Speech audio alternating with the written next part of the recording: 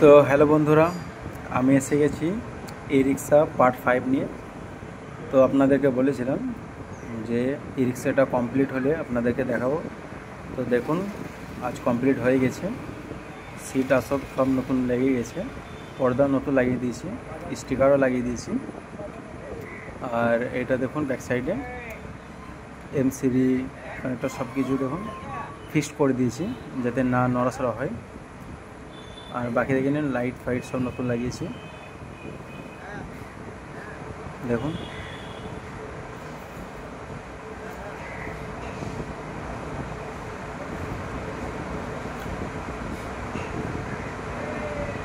সামনে দুটো fog light আছে নতুন, অ্যাক্সিলারেটর নতুন লাগিয়েছি।